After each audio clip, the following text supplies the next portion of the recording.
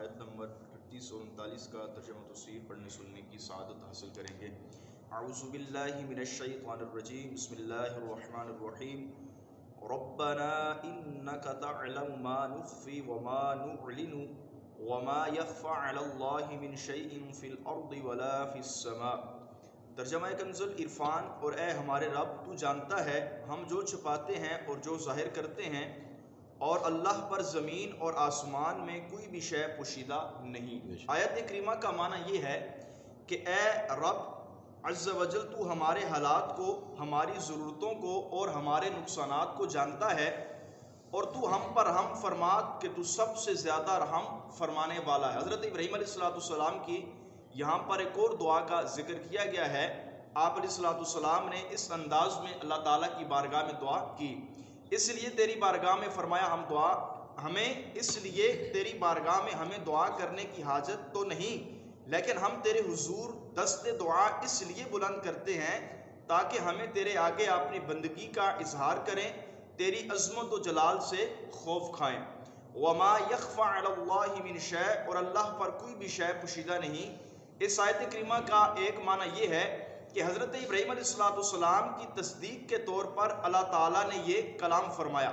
دوسرا یہ کہ یہ حضرت ابراہیم علیہ السلام ہی کا کلام ہے، اور معنی یہ ہے کہ جو ہر جگہ میں چھپی ہوئی چیزوں کو جانتا ہے، اس رب سے کوئی بھی شے پوشیدہ نہیں۔ جو ہمارے دلوں میں ہے، جو ہم ظاہر کرتے ہیں، جو چھپاتے ہیں، اللہ تبارک و تعالیٰ کی ذات اس تمام کو جانتی ہے۔ آگے فرمایا الحمدللہ الذی وہب لی علی الکبر اسماعیل و اسحاق ان ربی لسمیع الدعاء۔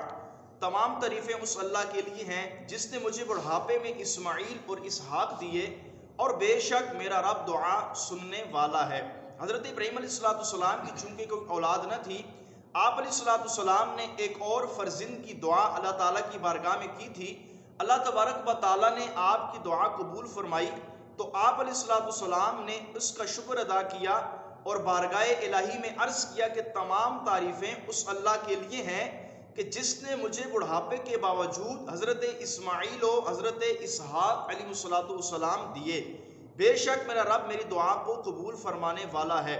حضرت اسماعیل علیہ السلام کی ولادت اس وقت ہوئی جب حضرت ابراہیم علیہ السلام کی عمر 99 برس تھی، اور حضرت اسحاق علیہ السلام کی ولادت اس وقت ہوئی جب حضرت ابراہیم علیہ السلام کی مبارک عمر 112 برس ہو چکی تھی۔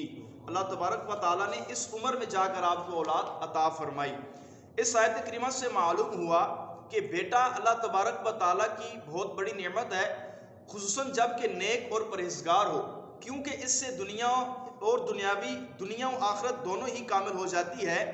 لیکن بیٹیوں سے گھبرانا مومن کی شان نہیں۔ ترغیب کے لیے بیٹیوں کی پرورش کے متعلق دو فضائل سنیں، دو فرامین مصطفیٰ صلی اللہ تعالی وسلم سماعت فرمائیں۔ حضرت عبداللہ بن عباس رضی اللہ تعالی عنہما سے روایت ہے، نبی پاک صلی اللہ تعالی علیہ وسلم نے ارشاد فرمایا، جس شخص کی بیٹی ہو پھر نہ تو اسے زندہ دفن کیا، نہ اسے ذلیل کیا، اور نہ اس پر اپنے بیٹے کو ترجیح دی، تو اللہ تعالیٰ اسے جنت میں داخل فرمائے گا۔ یعنی بیٹیوں پر ترجیح نہ دی، بیٹیوں کو ہی مقدم رکھا۔ اسی طرح حضرت عبداللہ بن عباس رضی اللہ تعالی عنہما فرماتے ہیں، نبی پاک صلی اللہ تعالی علیہ وسلم نے ارشاد فرمایا، جو 3 بیٹیاں یا 3 بہنوں کی پرورش کرے کہ انہیں ادب سکھائے، ان پر مہربانی کرے حتیٰ کہ اللہ تعالیٰ انہیں بے نیاز کر دے، تو اللہ تبارک و تعالیٰ اس کے لیے جنت واجب کر دیتا ہے۔ ایک شخص نے عرض کیا، یا رسول اللہ، کیا 2 بیٹیوں یا 2 بہنوں کی پرورش کرنے والے کو یہ ثواب ملے گا؟ ارشاد فرمایا، ہاں، 2 بیٹیوں یا 2 بہنوں کی پرورش کرنے پر بھی یہی ثواب ہے۔ حضرت عبداللہ بن عباس فرماتے ہیں، اگر لوگ ایک بیٹی یا ایک بہن کے بارے میں پوچھتے تو نبی پاک صلی اللہ تعالی علیہ وسلم فرما دیتے کہ ایک بیٹی کی پرورش بھی یہی ثواب ہے۔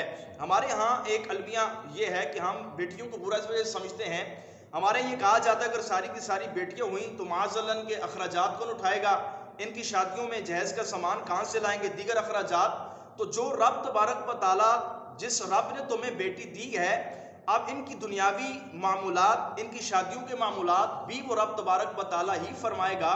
کہ اللہ تبارک و تعالیٰ نے ارشاد فرمایا، کہ ہم نے جس بھی ذی روح کو دنیا پر بھیجا ہے الا رزقہ علی اللہ، فرمایا اس کا رزق اللہ تبارک و تعالیٰ کے ذمہ کرم پر ہے۔ ایک اور مقام پر ارشاد فرمایا کہ اے لوگو تم اپنی اولاد کو رزق کی وجہ سے کیوں قتل کرتے ہو؟ فرمایا ہم انہیں رزق دینے پر قادر ہیں۔ تو اللہ تبارک و تعالیٰ ہی سب سے بہترین رزق دینے والا ہے اور رب ہی سب سے بہترین پرورش کرنے والا ہے۔ تو بیٹی ہو یا بیٹا ہو یا دونوں میں سے کوئی بھی نہ ہو، تو ہمیں ہر حال میں اپنے رب کی رضا پر راضی رہنا چاہیے۔ اللہ کریم کی بارگاہ میں دعا ہے اللہ تعالی ہم سب کو اپنی نعمتوں پر شکر ادا کرنے اور اپنی رضا میں راضی رہنے کی توفیق عطا فرمائے۔ آمین بجاہ النبی الامین صلی اللہ تعالی علیہ وسلم۔